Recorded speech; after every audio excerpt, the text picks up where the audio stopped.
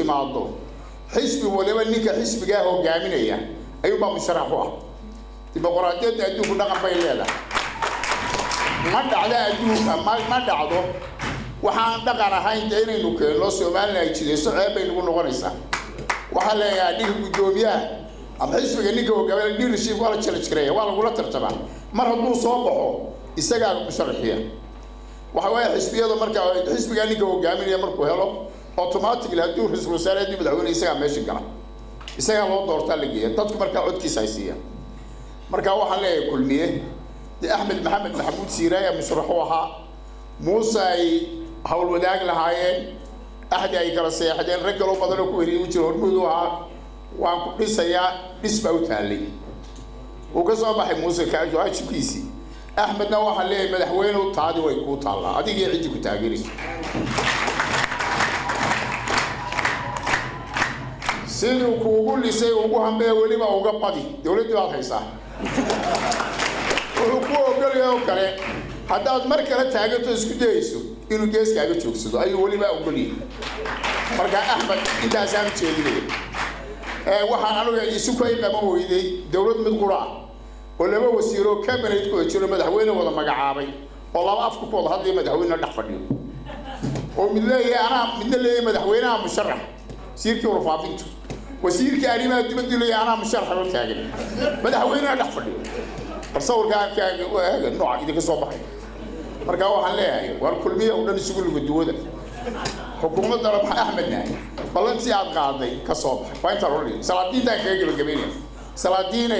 سلطان صفقة ورا مقرن تقال مشين باور تقول لي مكانه صفقة ورا سلطان مقرن ومستقبل مركز تدك تقول كجلي وين تشتغل ما هو قصة وحى تلو كديب تعدينا حبور هدي كلو وايدي قدوبي وضع بيقول حوش لكن السودان كصف كورم قالوا قولك انتو غاطوا ما عرفوا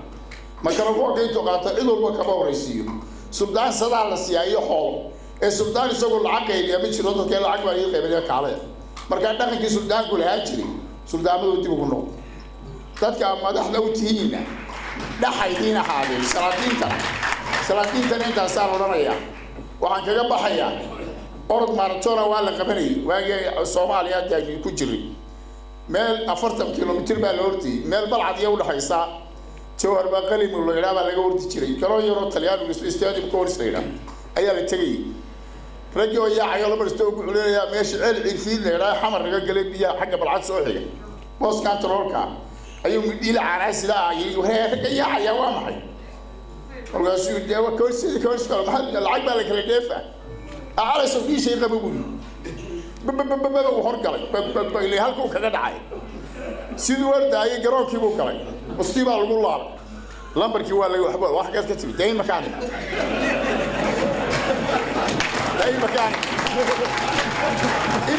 يقول عقل سرعة